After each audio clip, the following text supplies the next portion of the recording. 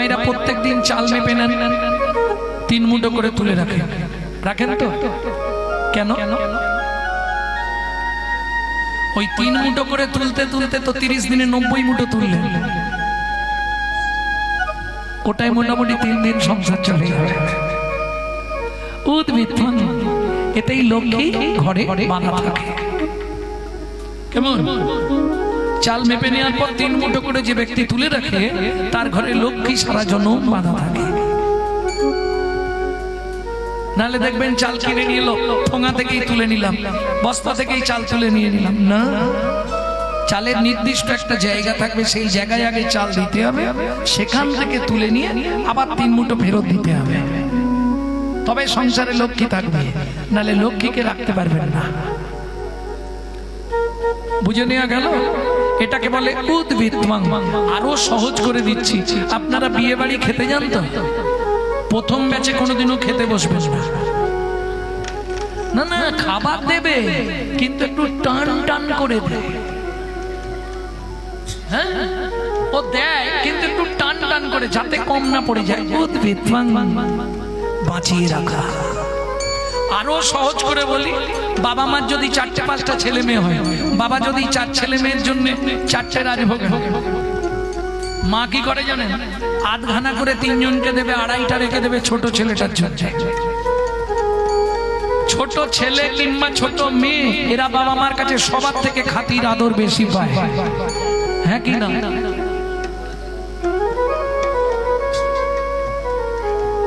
ও সারা জীবন খেটেই মরবে, শেষে ভকা।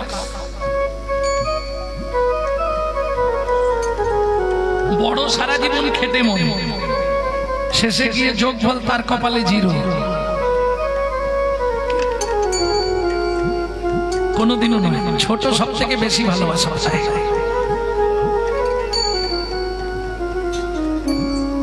এখন আবার ছেলে মানুষের কি আছে, 1 পিস কি 2 পিস, শালা তাদের 10টা 12টা করে, আর আমাদের 1 পিস 2 পিস। ভাবতে পারছো কদিন পরে কোথায় থাকবে? ঘর ছেড়ে চলে যেতে হবে, তারা যে হারে প্রোডাকশন বাড়াচ্ছে।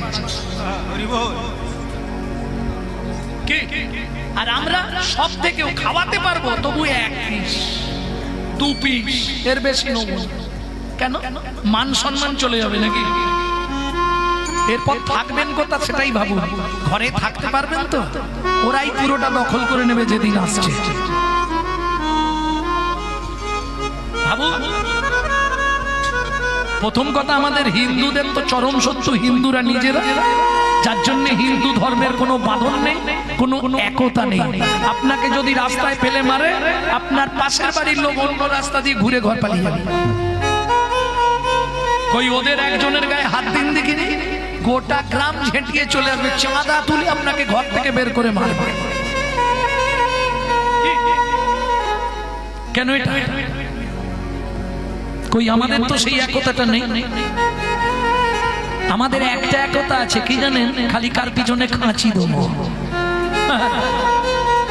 ও কি করেছে, সে কি করেছে, হ্যাঁ, ভালো কথা শুনবে না। জবার মা, চল না হরিনাম শুনতে, বস থাকতে পারে, পায়ের গাঁট খটখট করে, কি হরিনাম শুনতে যাব? বলে জবার মা, শুনেছিস কি নেপালের মেয়েটা পালিয়ে গেছে? বস বস, এখানেই বস। ও শালা ওইখানে, ওইটা শুনবে তবে বাড়ি যাবে। সেখানে দুধ বসিয়ে এসছে, দুধ উদলে পড়ে যাচ্ছে, বলে যাই যাক, তুই পোয়া লাগে। কিরম কলটা বুঝতে পেরেছে? ভালো জিনিস খাবার লোক কম, কি কম পয়সায় তেলে ভাজার দোকানে ভিড় বেশি। কি দেখবে, শালা যতদিনের দোকান ততদিনের তেল, হ্যাঁ, সেই দোকানে ভিড় বেশি, কিন্তু ভালো যেখানে জিনিস বিক্রি হচ্ছে সেখানে লোক নাই। ভক্তমন্ডলী, ভক্তিমতী মায়েরা, তাহলে চলুন শুনে নি। উদ্ভিদ বাবা যদি 4টে মিষ্টি আনে, মা আধখানা করে 3 জনকে দেয়, 2.5টা রেখে দেয় ছোট ছেলে কিংবা ছোট মেয়ের জন্য। কেন বললাম শেষে বলছি। এটাকে বলে উদ্বৃত্ত করা। আর দেখবেন যে ছেলে মেয়েগুলো খুব আদরে মানুষ হয়, আদরে আদরে ওটাই শেষে গিয়ে ড্যাশ তৈরি হয়। বুঝলেন না? বিশ্বপিতার 4 ছেলে, সত্য, তেতা, দাপর, কলি। কলি কোন ছেলে? কনিষ্ঠ।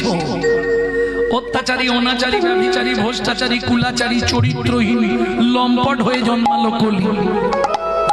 বিশ্বপিতা জেনে গিয়েছিল আমার ছোট ছেলেটা ডেঞ্জার হবে, ওই জন্য সত্য, তেতা, দাপর 3 যুগেই হরিনাম দিয়েছে, কিন্তু আধখানা মিষ্টি দেওয়ার মতো প্রেম দিলেন না, শুধু নাম দিয়েছে। সত্য যুগের নাম আপনি সারাদিন করে যান, প্রেম আসবে না। শুনি গাইবে, ইচ্ছা কাছে সত্য যুগে কি নাম ছিল? নারায়ণ পরাবেদা, নারায়ণ পরাখরা, নারায়ণ পরাগতি, নারায়ণ পরামুক্তি। নারায়ণ পরাবেদা, নারায়ণ পরাখরা, নারায়ণ পরামুক্তি, নারায়ণ পরাগতি। তেতা যুগ এলো, রাম নাম, রাম নাম। এখন আবার রাম নাম পড়ানো যাবে না, পড়া যাবে? কিন্তু রাম নাম আমরা করলে সমালোচনা হচ্ছে। আজকে যার পিছনে সারা পৃথিবী দৌড়াচ্ছে, বিশেষ করে আমাদের ভারতবর্ষের মানুষ যার পিছনে দৌড়াচ্ছে, সে রাম নাম করেই ওই জায়গাটা করেছে। জানেন কে সে? আরে গান্ধীজি। অত চিন্তা কেন? গান্ধীজি যার কাছে নেই, তার জীবনটাই শূন্য, মরুভূমি।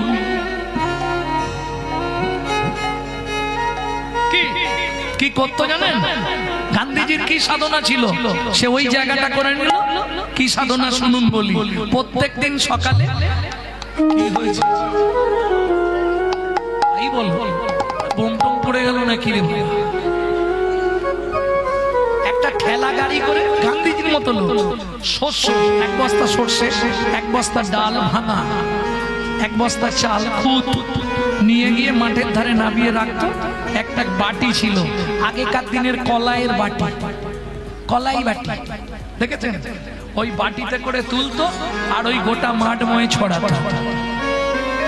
জয় জয় রঘুপতি রাঘব রাজা রাম পতিত পাবন সীতারাম। জয় জয় রঘুপতি রাঘব রাজা রাম পতিত পাवन सीताराम। ईश्वर अल्लाह तेरे नाम सबको सन्मति दे भगवान। जय जय रघुपति राघव राजा राम पतित पावन सीताराम। এই করতে করতে তার রামচন্দ্রের কৃপা হয়। কত সাধনা, কোনো কিছু করতো, শুধু পশু পক্ষীদের খাবার দিত, এতেই কৃপা হয়ে গেল। দানেন দুর্গতি খণ্ডয়ে, তার দুর্গতি চলে গিয়ে সুগতি এসে গেল। প্রভু কৃপা করলেন তাকে, এমন কৃপা করলেন, এমন তার সাধনা, আজকে যার কাছে নেই সেই অন্ধ। একই না, যে যত বড় বড় ডায়লগ দিক, গান্ধীজি যার কাছে নেই তার জীবন শূন্য।